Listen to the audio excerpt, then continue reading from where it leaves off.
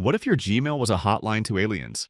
And ATMs were run by lizard people? Welcome to universe people where crop circles are holy texts and salvation beams down from UFOs. Number 1. Superior Universal Alignment. The cult that hunted children. Some cults manipulate adults. This one targeted kids. In the 1980s and 90s, Valentina de Andrade led the Superior Universal Alignment in Brazil. She convinced followers that children born after 1981 were evil, soulless, inferior beings sent to block humanity's spiritual evolution. Her solution: get rid of them. What followed was a spree of kidnappings, mutilations, and murders of young boys in the remote town of Altamira. Over a dozen children were found dead or missing. Investigations tied the crimes back to Andrade's cult, but like many manipulative leaders, she slipped away, never convicted for orchestrating the horrors.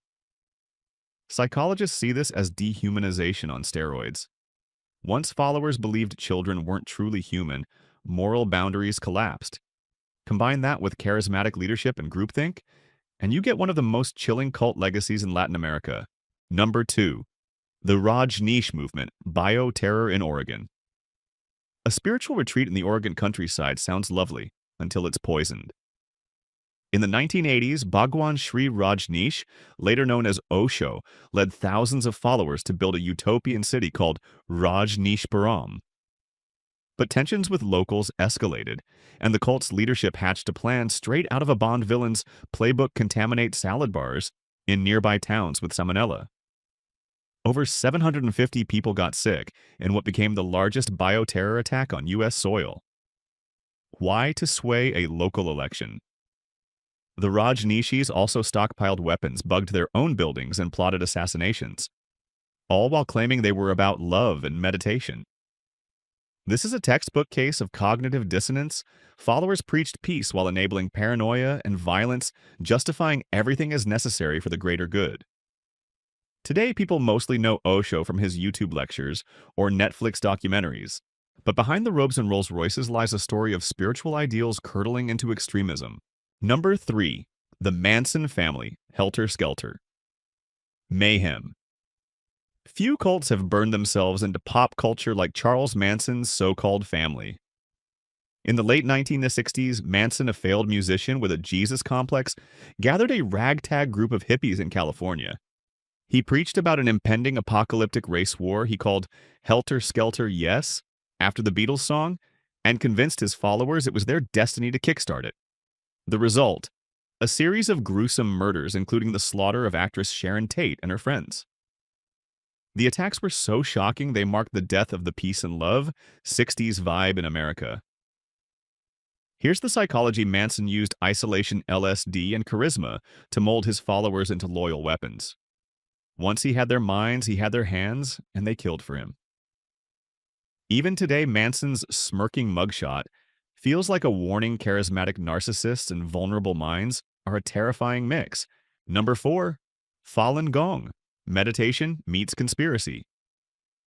Falun Gong started in China in the 1990s as a meditation and exercise practice with spiritual teachings. So far, so good, right? But under the leadership of Lai Hongzhi, it grew into a global movement, combining Qigong exercises, UFO conspiracy theories, and anti-science rhetoric. Li claimed his followers could levitate, heal any illness, and avoid natural disasters if they stayed devoted. While Falun Gong isn't violent like others on this list, its controversies come from claims of medical neglect. Some adherents refused modern medicine, believing karma elimination would cure them. Critics argue this led to preventable deaths. And here's the kicker: Falun Gong's media arm. The Epoch Times became a massive influence operation worldwide, spreading political conspiracies and disinformation campaigns. It's a chilling reminder that not all cults wear robes or live in the woods. Some wield keyboards and massive budgets. Number 5. The Movement for the Restoration of the 10 Commandments of God. Doomsday That Burned. This one's like Jonestown, but on fire.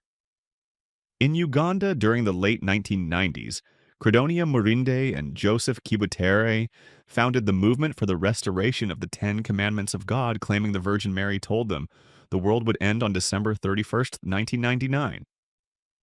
Followers sold everything fasted for days and prepared for ascension. When the apocalypse didn't show up, Credonia insisted God had delayed the date, classic cult leader move. But as doubt spread, the leaders locked over 500 members inside a church, boarded the doors, and set the building ablaze. The tragedy killed nearly everyone and left investigators debating mass suicide or mass murder. Either way, it remains one of the deadliest cult-related disasters in history.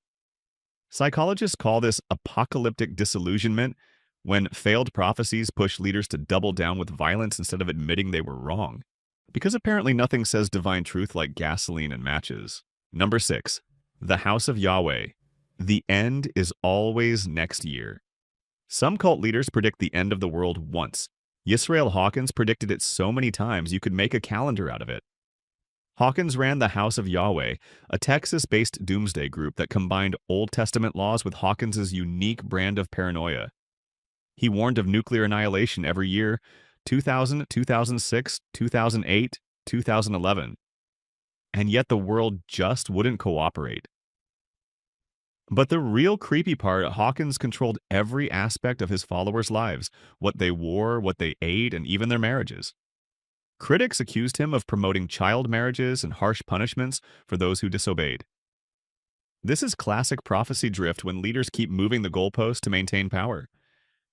Because nothing motivates loyalty like the end is nigh, but also probably next Tuesday. Number 7. The Church of Euthanasia. Save the planet. Die, save the planet. Kill yourself. That's literally the slogan of the Church of Euthanasia, founded in the 1990s by Reverend Chris Corda. Unlike other cults, this one didn't rely on secrecy or hidden teachings. Its single commandment was thou shalt not procreate. Members promoted voluntary population reduction through suicide, abortion, and sterilization as an extreme solution to overpopulation and climate change. The group was infamous for shock tactics, including a website offering detailed suicide instructions later removed. Psychologists point to eco-anxiety and nihilism as key drivers here. When environmental fears get twisted into fatalism, suddenly self-extinction seems like activism. Thankfully, the church faded into obscurity, but their slogan, it still lives rent-free in the dark corners of the internet. Number 8. The Fundamentalist Church of Jesus Christ of Latter-day Saints, FLDS, polygamy and power. Imagine a community where women wear prairie dresses, men run everything, and the leader has 78 wives, many of them underage. This is the world of FLDS led for years by Warren Jeffs. He claimed to be God's spokesman and used his power to arrange marriages between young girls and much older men, often under threat of spiritual damnation.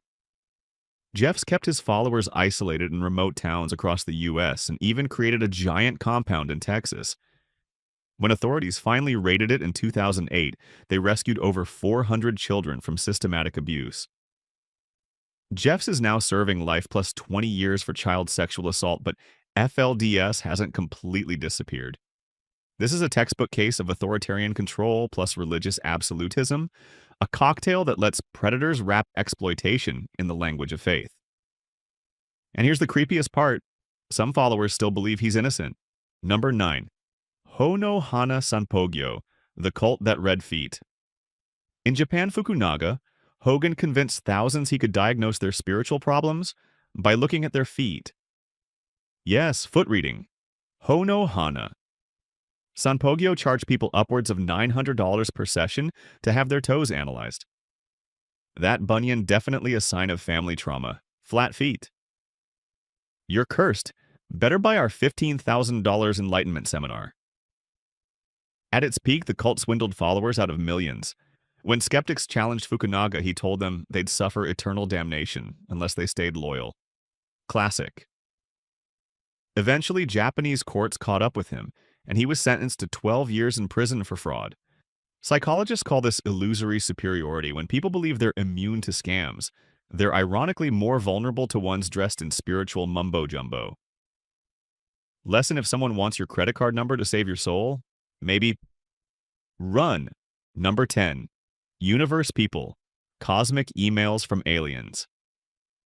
And for our grand finale, let's talk about a cult that believed the world was run by evil lizard people. Sound familiar, and salvation would come from space. Founded by Ivo A. Benda in the Czech Republic, the Universe People, or Vesmírní lidé, claim benevolent aliens orbit Earth in giant spaceships. These aliens send messages directly to Benda's inbox, yes, via email warning of impending doom from negative extraterrestrial civilizations. The cult also preaches detachment from modern technology and government systems, because apparently ATMs are tools of the lizard cabal. While mostly non-violent Universe People shows how delusional ideation combined with conspiracy culture can spiral into a belief system where crop circles are gospel, and Gmail is the divine hotline. What if your Gmail was a hotline to aliens, and ATMs run by lizard people? Welcome to Universe People, where crop circles are holy texts and UFOs promise salvation. Founded by Ivo A. Benda, this cult turned sci-fi into a belief system.